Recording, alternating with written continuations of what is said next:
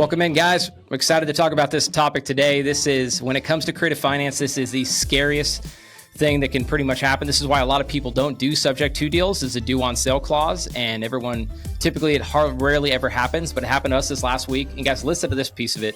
But guys, if you're on Instagram, I'm going to do the meat and potatoes of this on my Q&A session live. So if you go to my story, you can go click the link and you can go join it. And also, if you watch this later on, I can get you a recording of it, but definitely go into the live session and watch it there. So I'm about to sign off, but I wanted to tease it so you guys could kind of get a feel for what we're going to be talking about. It's not going to last long.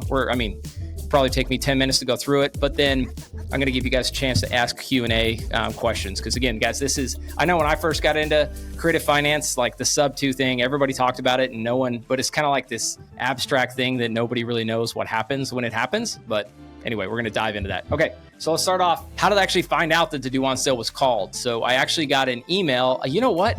I was at Squad Up when this happened. I got an email from the seller of the property who sold it to us. She goes, hey, she basically forwarded me a response from her lender saying, hey, you transferred the deed and we're starting the legal process and I forget what it was. It was basically like, hey, we found out you transferred the deed. Well, first off, they also said that there was a late payment, which gets into the next piece of this is why and how did this happen?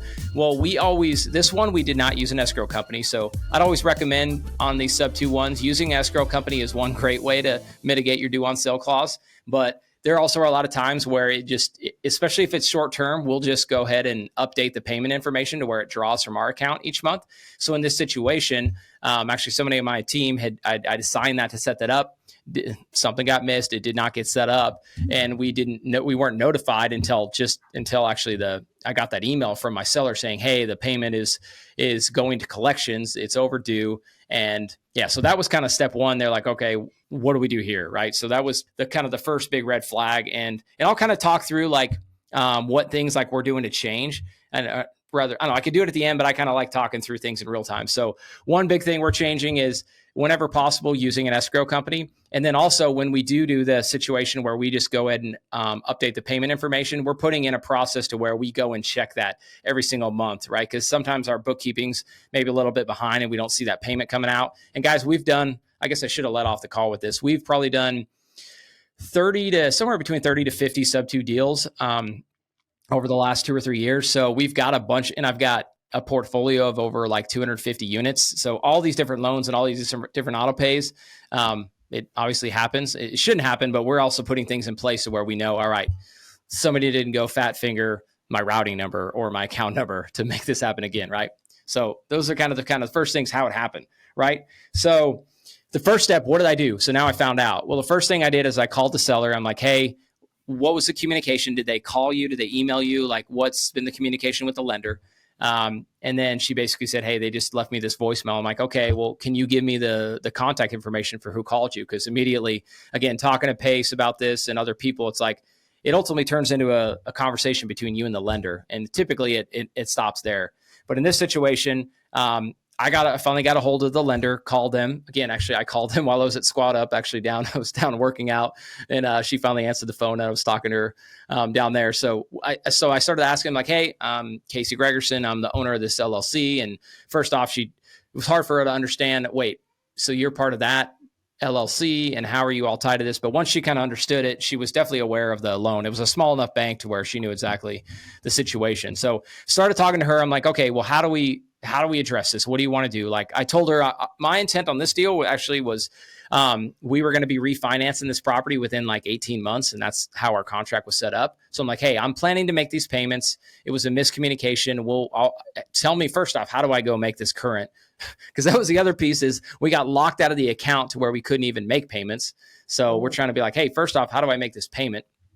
And then how do you want to mitigate this? And I just explained, hey, what am I trying to accomplish? I didn't get it to that point. It's like, hey, do you really want to foreclose, or you just want to keep getting your payments and then we'll refinance this? So long story short, she's like, this has already went to collections. You got to call the collections office. She kind of kicked it down the road and answered a few questions. And I was like, well, hey, I'm all about let's get past the gatekeeper. Cause she's like, well, I'll go ahead and contact collections and see if they can get a hold of you. And I'm like, well, can I just call them? So, cause lo and behold, when I got off that phone with her, I went 2 or 3 days not hearing anything. and it just came to a stop. So finally I messaged her, I was like, hey, can I get a hold of the collections person so I can call and figure this thing out? And anyway, I had to push and prod several different times. Finally she gave me the number, but actually before she gave me the number, the title company, this is where my title company calls me. The owner of the title company calls me and said, Casey, this is a big deal. You need to fix this. They're threatening to pull all my files and not do any more business at this bank. And then I'm like, oh crap, I value this relationship. And so I'm like, I got to jump on this even further. So then I did whatever I could to finally get a hold of that collections company.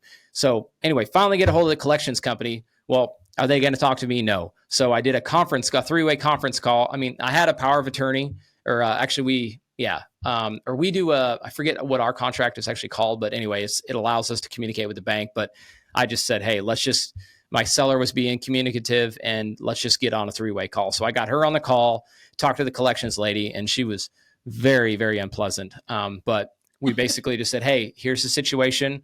We want to make this current. What do you want to do?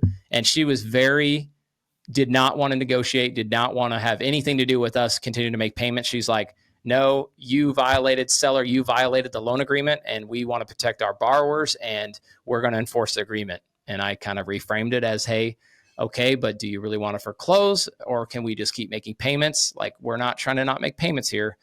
But she was just very, didn't want to communicate, didn't want to work anything out. And then I tried to say, hey, can I talk to who is the decision maker on this? She's like, the president of the bank has already ruled on this, and he told me that we are going to foreclose, and we've already turned this over to our attorney. So at that point, I'm like, all right, well, yeah, trying to negotiate and figure this thing out is probably not going to happen. Also, my title company is also saying, hey, Casey, I want you to get this taken care of that way. So at that point, what was my next step? I went and called. Fortunately, I've got some presentations and I talk about this a lot, but building relationships with small banks is super, super important. You guys should be doing that early on, not just working with mortgage brokers and working with Chase or Wells Fargo. Like, go talk to a small bank and build those relationships. I started that years ago. So fortunately, I was able to call a small bank in the same town and say, hey, Brian, here's the deal.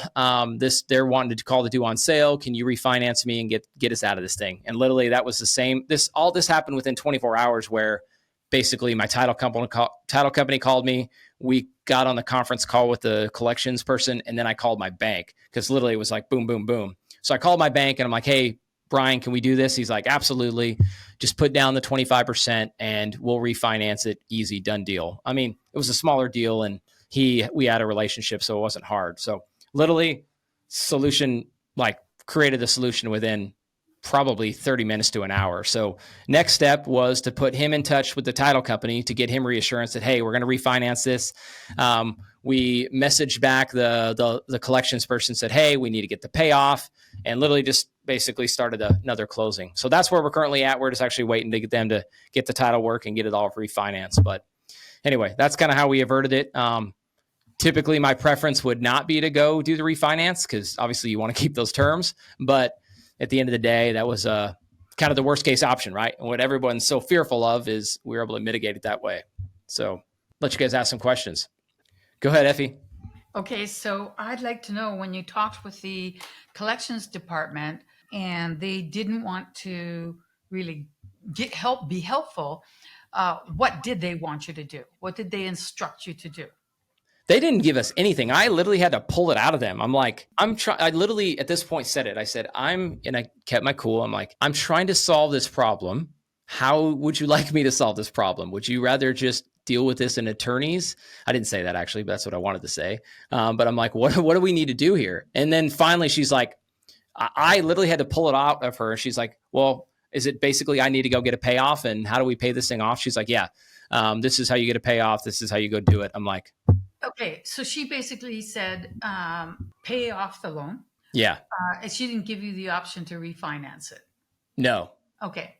Okay. Well, I'm going to sign off, guys. Appreciate it. And let me know. Definitely shoot me a message, guys, if you ever want to connect. Love to connect with more Sub 2 students.